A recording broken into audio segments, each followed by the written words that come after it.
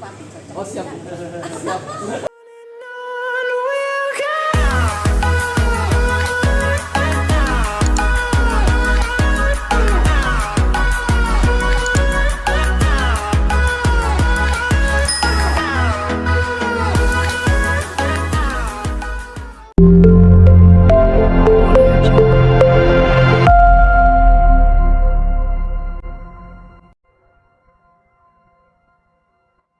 Halo teman-teman yang menonton video ini.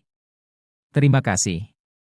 Semoga isi dari video ini bisa memberikan manfaat dan informasi yang berguna bagi kalian. Jangan lupa untuk like, subscribe, dan bagikan video ini kepada teman-teman kalian agar mereka juga bisa mendapatkan manfaat yang sama. Selamat menikmati dan semoga harimu menyenangkan. Ya, yang pakai yang ganteng aja. Kebetulan ini buat foto itu saya lagi ngurus yang S2 belum. Iya. Lagi gue.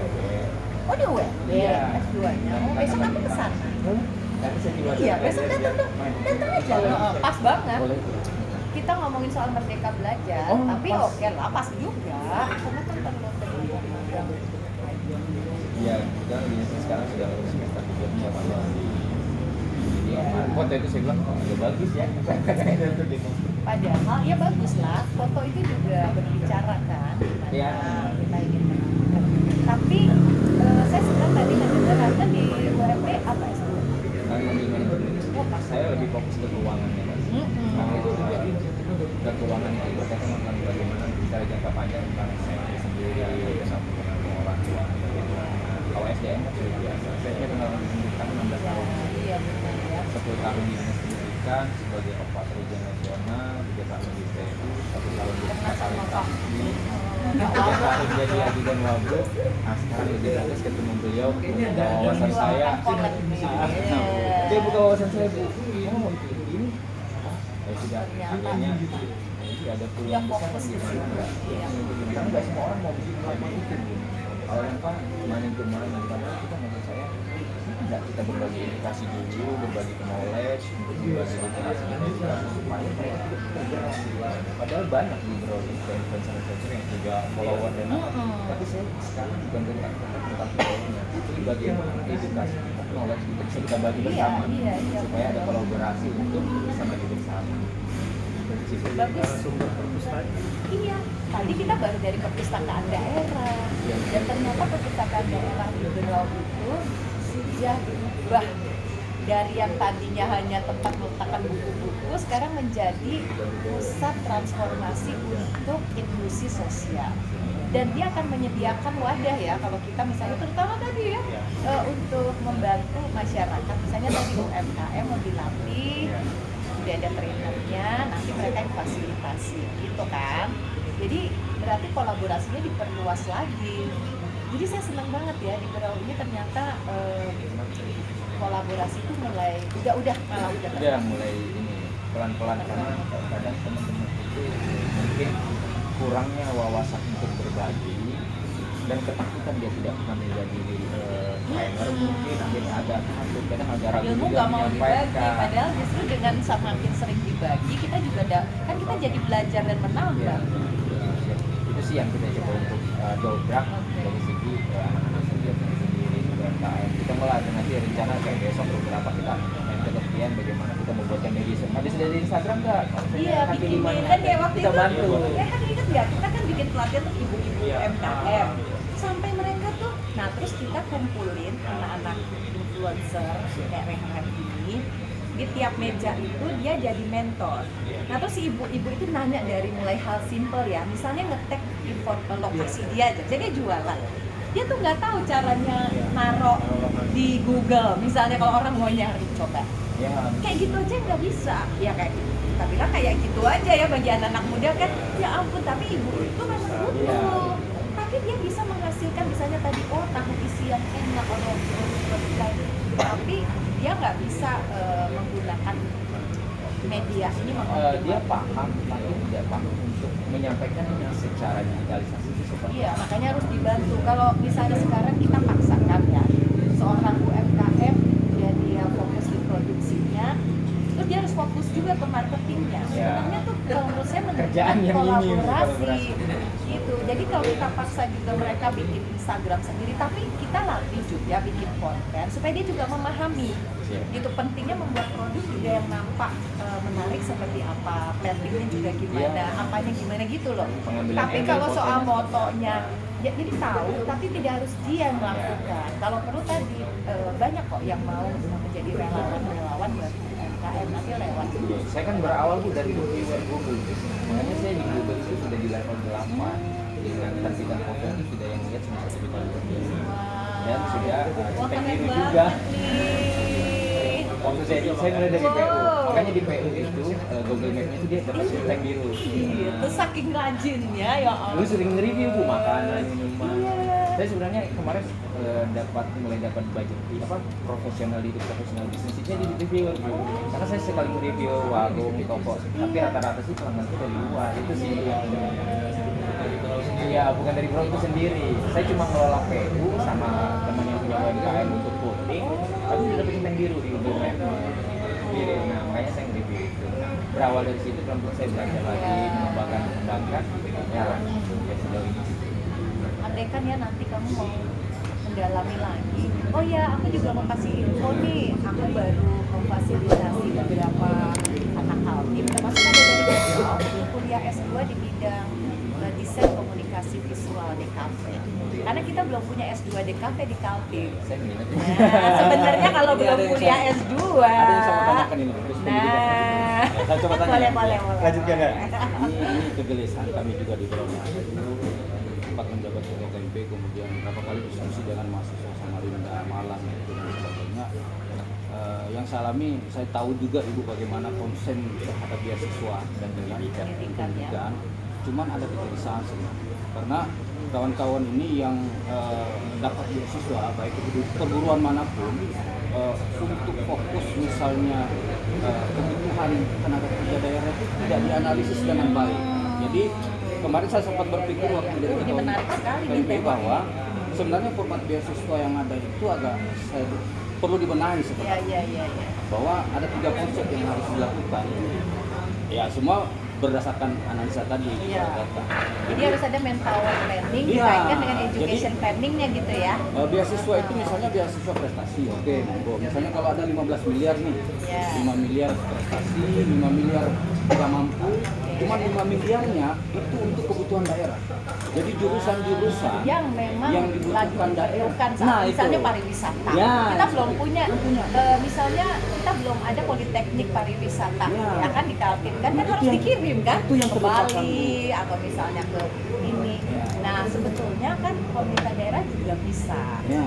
mengalokasikan dana dan memang sudah seperti misalnya ada dana kapasitas dan sebagainya ya tiap-tiap ya misalnya Cuma lagi-lagi bisa dari sisi itunya. Iya. Misalnya kita butuh hukum berapa, ya sipil berapa. ya benar Nah, jadi kan dibalik gitu. apalagi IKN ya Nah, kan kita mungkin butuh ada yang pariwisata berapa. betul. Nah, analisis kebutuhan Baru- manpower tenaga kerja. baru ke itu. edukasinya Nah, gitu. jadi jangan edukasi dulu ternyata pada nganggur Iya. karena yang lulusan itu nggak dibutuhin gitu ya Justru kemarin contoh saya coba diskusi dengan kawan-kawan Samarinda, dari 73 orang yang saya kumpulin mahasiswa Samarinda, ada 60% lebih itu penjaskes. Kemana? Setelah dia lulus mau masuk RAU, di mana mau ditempatkan? Iya.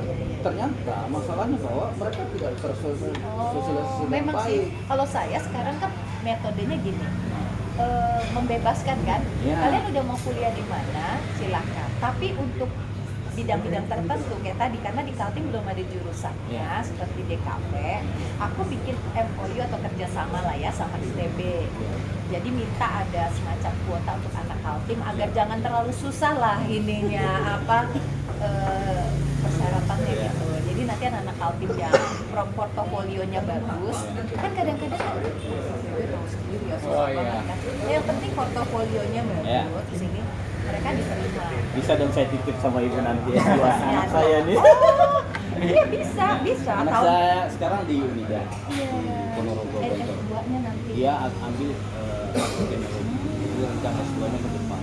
wah udahlah Agroteknologi. banyak Jadi justru kenal Kita sama juga- ibu. Wah, Alhamdulillah ini bisa bener. nitip ya kan. Ya ini untuk kebutuhan Kaltim Bu. Karena saya lihat itu kita Iya, sangat salah butuhkan di satunya Kaltim. memang Cara kedaulatan agroteknologi. pangan. Tapi saya senang ada orang tua yang mengizinkan anak-anaknya ke pertanian, karena sepengetahuan saya mereka yang juga awalnya sudah bergulat di bidang pertanian ternyata justru tidak mengencourage anaknya masuk ke bidang pertanian. Padahal kita tuh butuh. Makanya kemarin di Politani dan sebagainya ya saya dorong supaya lebih banyak lagi anak-anak Kaltim yang mau kuliah di sini. Sekarang udah masuk semester 4, kemarin IP-nya 3,73. Keren. Tapi memang pertanyaan itu kan kalau kita lihat kan kayak Jack Ma sendiri sekarang di kemana dia buka laksana kayak Bill Gates sekarang sudah kemana gitu ya kita bicara jabatan walaupun teknologi bisnis ini mungkin sangat Tapi pangan dan teknologi itu kan sekarang. Iya, saya Kita jelas. semua negara ya. Jadi jangan bayangkan nanti jadi petani atau masuk di wilayah agro itu berarti kayak sekarang. Iya. Kan kita harus ada yang namanya pertanian. Mungkin sekarang Industrialisasi pertanian tadi iya sekarang. dong, harus berbasis teknologi. Kan kita ada yang namanya apa ya? Kalau kita sebut kayak precision farming. Iya. Makanya nanti tiap tanah itu akan sama dan kualitas produknya juga berkualitas sama. Semua penuh teknologi, apa-apa mungkin udah pakai teknologi. Jadi anak muda justru di bidang pertanian pun harus menguasai teknologi. Makanya saya senang banget kalau tadi manpower planning itu jadi pegangan untuk kita membuka jurusan apa atau beasiswa apa yang dikasihnya gitu ya. Saya setuju deh. Dan di beberapa negara ternyata kementerian itu digabung antara misalnya manpower and vocational ministry gitu. Jadi kementerian antara tenaga kerja sama kementerian pendidikan khususnya vokasi itu biasanya digabung. Jadi justru kalau misalnya Brownie, dia buka kuota untuk beasiswa untuk anak tadi anggaplah seperti itu. Nah itu nanti diikat di situ. Iya. Tapi kalau yang dua ini nggak apa-apa nggak diikat, Iya. ini nggak apa-apa nggak diikat. Iya. Daerah tadi anggap.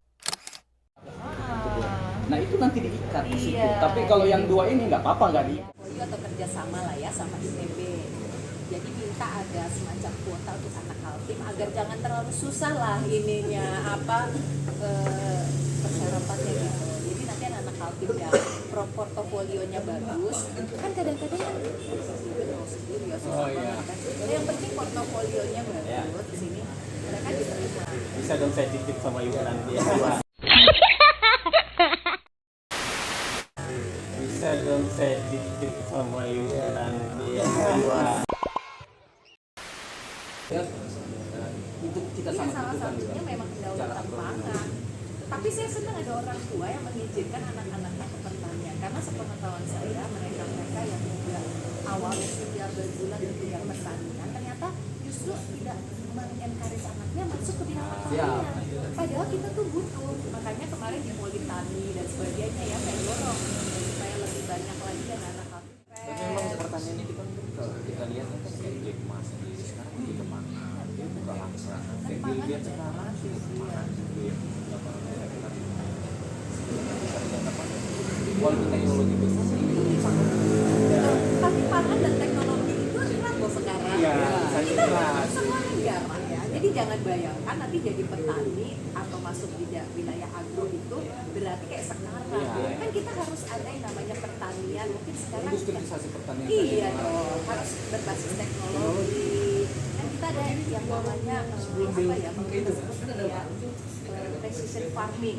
Makanya nanti tiap tanah itu akan sama dan kualitas produknya juga berkualitas sama. Semua penuh teknologi, apa-apa mungkin udah pakai teknologi. Jadi anak muda justru di bidang pertanian pun harus menguasai teknologi. Makanya saya senang banget kalau tadi manpower planning itu jadi pegangan untuk kita membuka jurusan apa atau beasiswa apa yang dikasihnya gitu ya. Saya setuju deh. Dan di beberapa negara ternyata kementerian itu digabung antara misalnya manpower and vocational ministry gitu. Jadi kementerian antara tenaga kerja sama kementerian pendidikan khususnya vokasi itu biasanya digabung. Jadi justru kalau misalnya Brownie, dia buka kuota untuk beasiswa untuk daerah tadi anggaplah seperti itu. Nah itu nanti diikat di situ. Iya. Tapi kalau yang dua ini nggak apa-apa nggak Ya, diikat. Ya kan? rem daerah Tapi harus yang ini balik nih harus balik. misalnya dokter berapa, Iya. dari pertanian berapa. Itu maksud saya. Udah, jadi bupati. Oh siap. Udah bagus. Karena apa? Kalau di luar negeri ya, orang tuh kalau jadi kepala daerah pasti kampanyenya itu adalah berapa lapangan kerja, berapa lapangan kerja yang akan tersemat, berapa lapangan usaha yang akan dibuka, baru nanti dia ngomongin pendidikan, kesehatan, gitu. Tapi itu dulu. Itu cocok Baru kan? nanti Gimana? dirancang tata ruangnya, ya kan? Iya benar. Kawasan-kawasan Ikutin apa? kan, Nah, Dek? siap. Udah cocok Iya, ini. betul. Waduh, udah cocok nih. Iya. Bagus. Konsepnya emang harus itu kali ya.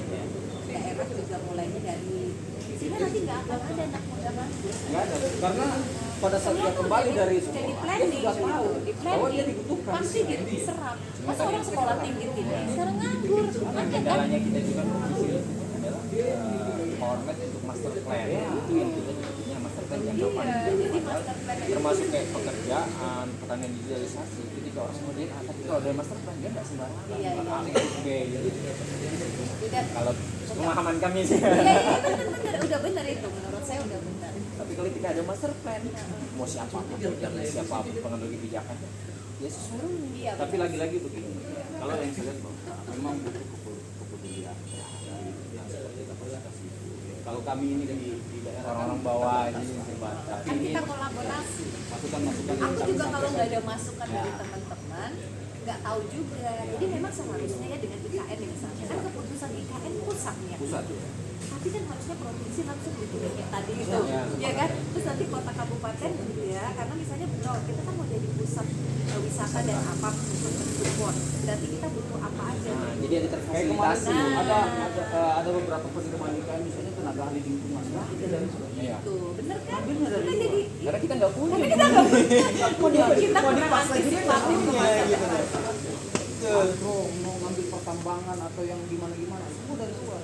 Bahkan saya analisis semua perusahaan tambang gitu, rata-rata sarjana tambangnya dari luar semua. Loh, padahal bro yang punya potensi alam Iya. itu, Tapi bisa juga bahasanya. orang kan saya gitu. Tapi gini apa ya kan? Apa yang bisa kita dapat dari IKN sebenarnya bisa dibalik apa yang kita punya. Nah, itu yang kita ciptain kan. Ada feedbacknya. Nah, di level pengambil kebijakan dari bupati dari saya bicara daerah nanti sambut dengan Nah, pusat kan pas intervensi banget. lewat pusatnya kan. Nah, itu banget menjadi masukannya. kegelisahan kami. Ya akhirnya kami tidak berbuat banyak karena kami bukan pengambil kebijakan, minimal misalnya anaklah sendiri di Tapi cocoknya dia kalau jadi pengambil kebijakan.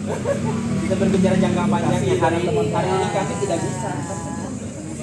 Kita bagaimana jangka panjang?